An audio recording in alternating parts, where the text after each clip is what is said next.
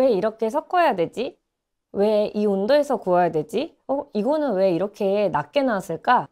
왜 전에 만들었을 때랑 식감이 좀 다르지? 답을 찾으려고 해도 보이지 않고 그냥 넘어가기엔 좀 찝찝하고 좀 궁금했던 부분들. 많은 분들이 느끼시는 체계적인 이론에 대한 목마름을 잘 알고 있습니다.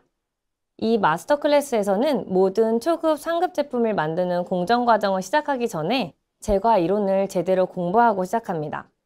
그래야 연결해서 이해하기 쉽고 제품을 만들고 응용할 수가 있거든요.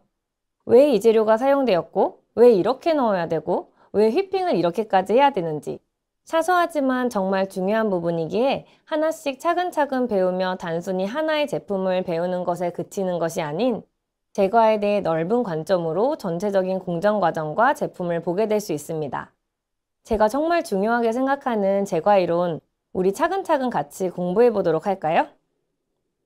우선 재료학을 먼저 시작해 볼 건데요.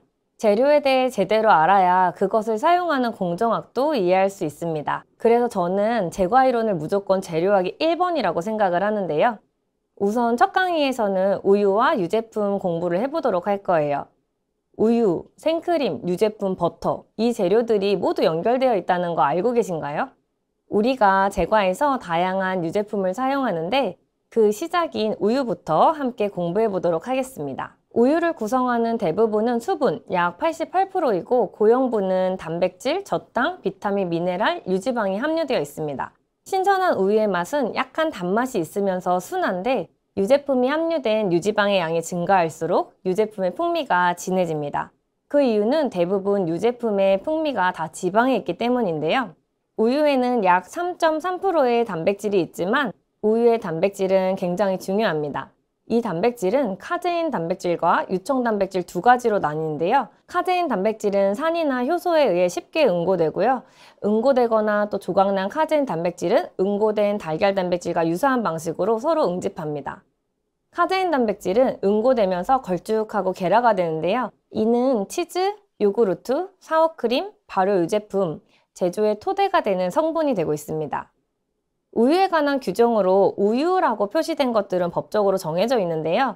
우선 우유 100%로 성분 조정하지 않은 거, 그리고 유지방이 3% 이상, 무지방 고영분은 8% 이상, 15도씨에서 비중이 어떻게 이렇게 다 기준이 다 정해져 있어요. 우유 100%여도 유지방의 양을 조정된 거는 성분 조정 우유, 저지방 우유, 무지방 우유 이렇게 다양하게 법적으로 정해진 대로 표시하도록 되어 있습니다. 우유 성분의 표를 한번 보시면은 우리가 좀 기본적으로 보통 우유에서 지질의 양, 그리고 그 지방량이겠죠. 그리고 저지방 우유 같은 경우는 1% 이 정도로 해서 기본적인 이런 지방량 같은 것들은 좀 참고해서 알고 계시면 좋을 것 같습니다. 그럼 우유가 어떻게 만들어지는지 한번 보도록 할까요? 우선 우유는 처음 살균을 하는데요. 기본적으로 판매되는 모든 유제품은 다 살균을 합니다. 우유를 살균하는 가장 일반적인 상업적인 방법은 두 가지 방법으로 정해져 있는데 고온 순간 살균법 아니면 초고온 순간 살균법 이렇게 해서 살균을 해서 다 가열을 하는 거죠. 그 다음에 균질화라는 과정을 거치는데요. 균질화는 조금 처음 들어보셨을 수도 있는데 바로 짠 신선한 우유는 사실 가만히 두면은 가벼운 크림층이 위에 떠서 이렇게 층이 분리되게 되어 있어요.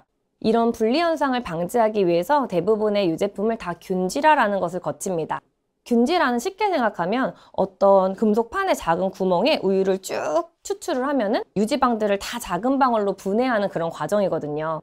균질화된 유제품들은 유화에 떠다니는 지방방울이 다 안정된 유화액으로 정리가 된다고 생각하시면 됩니다. 그렇게 만든 이제 우유를 다시 분리를 하는데요. 크림은 우유용 원심 분리기에서 우유와 쉽게 분리가 되고요. 매우 빠르게 회전하는 쉽게 생각하면 약간 탈수기 같은 거라고 생각하시면 돼요. 그럼 원심 분리기에서 돌리면 밀도가 가벼운 크림은 위에서 뜨고 우유는 가라앉고 이런 현상이 벌어질 거예요. 그래서 그것을 이용해서 우리가 만드는 생크림을 생산할 수 있게 됩니다. 이 부분은 나중에 뒤에서 좀 더 자세하게 보도록 할게요. 우리가 유제품의 종류에 대해서도 좀 가볍게 한번 알아볼 건데요. 우선 우리가 많이 쓰는 액상 우유. 우유의 지방 함량은 아까 봤듯이 3.3% 정도 되는 그런 상태. 그리고 무지방 우유 같은 경우는 기본적으로 정말로 0%예요. 액상 우유는 가장 신선한 유제품의 맛을 느낄 수 있는데요. 액상 우유 우리가 제과에서 뭘 만드나요? 구운 커스터드 크림, 그리고 파이 만들 때 쓰는 크림들, 그리고 또 냉동 디저트, 페스트리 크림에 들어가는 그런 모든 크림들을 사용하기에 가장 적합합니다. 혹시 분유도 알고 계신가요? 분유는 유지방 또는 전유의 수분을 3에서 5% 남기고 대부분은 제거해서 만듭니다. 전유로 만든 분유는 전지 분유라고 하고요. 전지 분유는 실제로 우유에 지방이 그대로 들어있다고 생각하시면 쉬워요. 사실 그래서 쉽게 산화되기 때문에 관리를 잘 못하시면 좀 상한 냄새나 좋지 않은 냄새가 날 수 있어서 제과에서는 사실 탈지 분유도 많이 사용을 합니다. 그래서 무지방 우유로 만든 탈지 분유라는 거를 많이 보셨을 텐데요. 탈지 분유는 그래서 전지 분유보다 유통기한이 훨씬 길고 베이킹용으로 많이 사용하는 그런 재료라고 꼭 기억하시면 좋아요.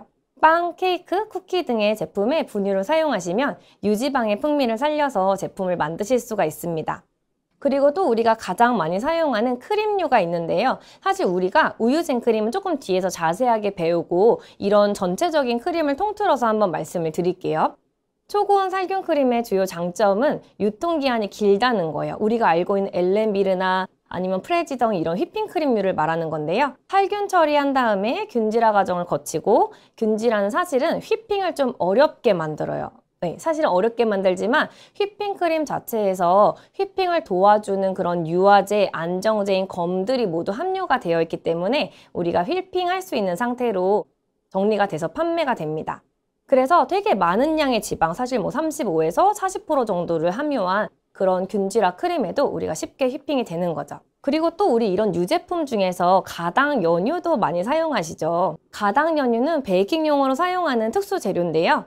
보통 우유를 진공 상태에서 농축을 많이 해서 한 40% 정도의 설탕을 또 추가해서 전체 당분이 한 53%까지 되게 하는 것들을 가당 연유라고 부르고 있습니다.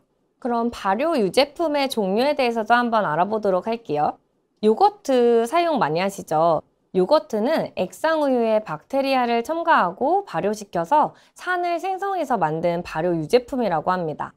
요거트는 다양한 박테리아의 혼합으로 만들어지기 때문에 버터밀크보다는 좀 더 진하고 더 산성의 맛과 더 단단한 젤 같은 농도를 제공하는데요. 요거트는 사워크림의 저지방 대체품으로도 사용할 수가 있습니다. 그리스식 요거트는 요거트에서 액체 유청의 대부분을 다 제거해서 만드는데요. 요거트 치즈라고 부르기도 하고요. 질감이 아시다시피 조금 꾸덕하고 크림치즈와 비슷하지만 산도가 더 강하죠. 그리스식 요거트는 치즈케이크, 아이싱 및 필링에 크림치즈 대신에도 사용할 수가 있습니다. 사워크림에 대해서 한번 또 알아보도록 할게요. 사워크림은 보통 라이트 크림, 유지방 18에서 20% 정도 되는 크림에 유산균을 첨가해서 만들어요. 사워크림의 유지방 함량이 이렇게 어느 정도 높다는 거를 꼭 기억을 하고 계셔야 돼요. 젖산은 사워크림의 단백질을 계라시켜서 응고시키는데요. 검과 전분 등을 첨가해서 제품을 더 걸쭉하게 만들어서 판매를 합니다. 첨가된 검과 전분은 사워크림의 액체 유청이 분리되는 것을 방지하고요. 만약에 유청이 분리되면 사용하기 전에 잘 섞어서 사용하시면 돼요. 저는 이런 사워크림을 그래서 많이 사용하면 검이랑 전분 때문에 크림이 조금 찐득해지고 좀 무거워진다는 걸 느끼거든요. 그래서 사용하실 때 사용량을 좀 조절을 잘 하셔야 될 것 같습니다. 그 다음에 우리가 또 치즈도 많이 사실 사용하고 있는데요. 치즈는 응고된 카제인 우유 단백질이 유청에서 분리될 때 만들어지는데요. 대부분의 치즈는 발효 유제품으로 다 분류가 됩니다. 즉 살아있는 박테리아가 치즈 응고를 위한 산을 다 생성을 하는데요. 그 중에서 또 대표적으로 많이 쓰는 거 크림치즈, 그쵸? 크림치즈는 보통 지방 함량 33% 이상이고요. 수분 함량 55% 이하를 함유하고 있습니다. 제가 이런 어떤 성분에 대해서 계속 이야기를 하고 있는데 이런 성분들이 사실 굉장히 제과를 할 때, 재료를 사용할 때 좀 기억해야 되는 부분들이 돼요. 그래서 많이 읽으시면서 좀 기억하시면 좋을 것 같아요. 크림치즈는 젖산 박테리아랑 효소를 우유나 크림에 첨가를 해서 커드를 형성하는데요. 순하고 약간의 신맛이 있고 부드럽고 매끈한 질감을 가지고 있습니다. 사용하시는 분들은 그런 텍스처를 좀 상상하시면서 읽어보시면 더 이해가 빠르실 거예요. 마스카포네 치즈도 우리 생크림 쇼트케이크 할 때 정말 많이 사용하시죠. 마스카포네 치즈는 유지방 70에서 75% 정도 함유하고 있고요. 정말 많죠? 버터만큼 지방 함량이 굉장히 높습니다. 그 맛과 질감은 크림치즈와 버터의 중간 또는 아니면 혹시 클로티드 크림 아세요? 부드러운 크림인데 그런 크림과 굉장히 비슷한데요. 일반적으로 가열된 어떤 헤비크림, 유지방이 한 36% 이상